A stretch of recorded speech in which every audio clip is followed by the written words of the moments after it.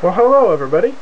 It is Thursday, March 11th, 2010, but just barely. It's about 1:37 a.m. And I am getting ready to put together Kevin's computer. Kevin is a good friend of my Uncle Rory's, and I've known him for a few years now. And Kevin's been gaming gaming and using an old computer, and he decided it was time for something new, and he's gonna have quite a setup here. So let's go through all the toys we have. First of all, we have a Gigabyte P55-UD3L motherboard. This is an LGA 1156 board for Core i5 and Core i7 processors, I believe. Yep. And of course, we all know we love Gigabyte boards around here. This was my recommendation, was to go with a Gigabyte board, and indeed they did. In fact, they followed most of my recommendations. Good board. Nice description on back. Most of it's hype, yada yada, bullcrap. We just know there's a good motherboard inside there. And to go with it, we have an Intel quad-core i5 750 CPU.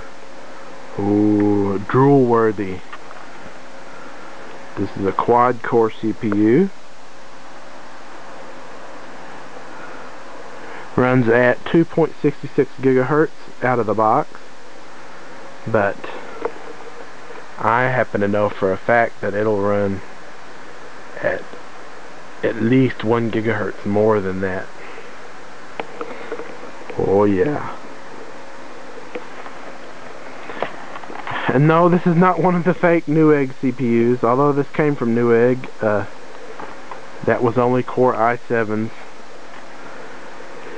And it was only like, 2,000 of them, I think. And they fixed that little problem. Yes, indeed, it turns out someone was shipping out fake CPUs. The box was filled with Swiss cheese looking crap and a fake casting of a CPU. It was pretty funny. Well, not funny for those of you that it happened to, but it was funny to watch it all play out. Anyway, to go along with that, he got 4 gigabytes, two 2 gigabyte sticks of G-Skill Ripjaws DDR3 memory. Looks pretty interesting. I like G-Skill. I haven't ever used this particular memory before, but then again, my machine uses DDR2. In fact, this will actually be the first DDR3 based machine that I've ever built. First Core i5 machine that I've ever built. So, yay, cool. Of course, for our hard drive, we've got a wonderful Western Digital Black 750 gig. This is the AALS series drive, which means it's just as fast as the AAKS that I recommend to everyone. Only this one has an extra 16 megs of cache, so it has 32 megs of onboard cache, which should make it even faster. Gotta love these drives. I've had 3 Western Digital 640 gig drives in my box there, and I use them. They are excellent. I mean, super fast, and it's what I've been using ever since Seagate dropped the ball with their quality control a couple of years ago. I used to be a Seagate man, now I'm a Western Digital man. Very good drives. This is pretty much, this Western Digital, any of these AALS drives, but this is pretty much the fastest you can get unless you go to one of the Western Digital Raptors, which is a 10,000 RPM drive, or unless you spend mucho bucks and go SSD, which is solid state drive. And SSD is just it's getting down there, but it's just not quite at the price point I would like yet. I don't mean that if I didn't have the money I wouldn't buy one, but I'd buy just like a 32 gig one. They're like 99 bucks now, just to install Windows 7 on, and install games and crap on the physical hard drives, on the mechanical hard drives.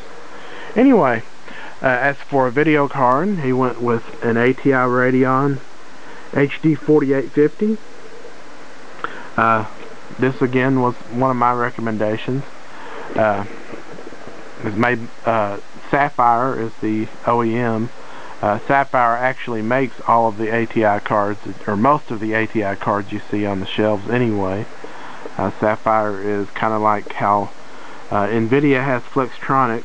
Nvidia's high-end boards are all made by Flextronics, no matter what the brand name that's on the card.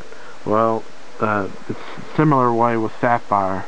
Only Sapphire, ATI gives Sapphire and their other board partners a little bit more leeway to design their own cards. So I'm pretty sure that this one is actually a unique design by Sapphire. So we'll see when we get in the box.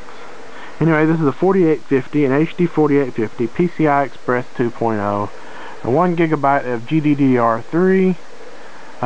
Granted, it's not the 4870, which would have GDDR5, but it's perfect for Kevin, and it's definitely a beast in its own right, especially for the price. So can't complain about that. I love how Sapphire packages their video cards.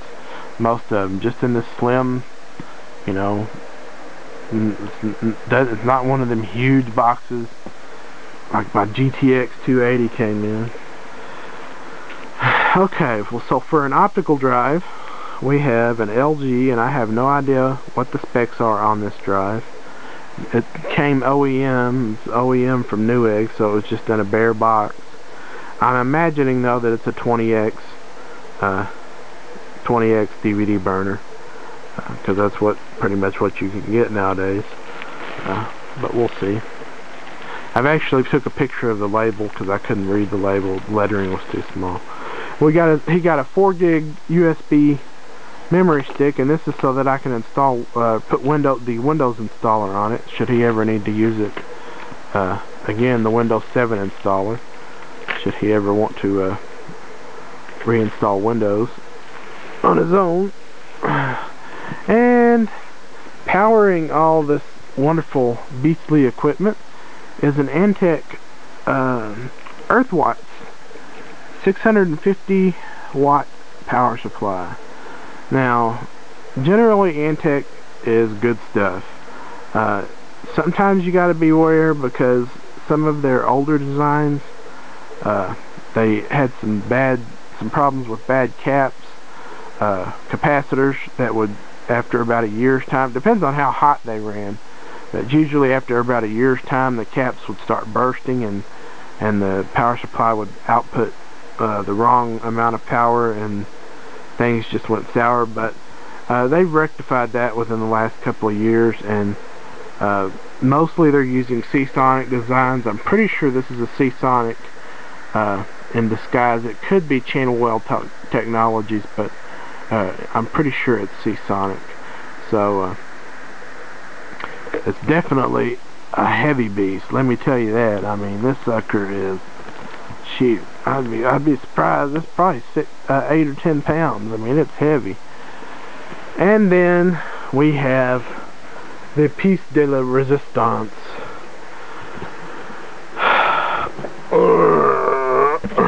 the Antec Solo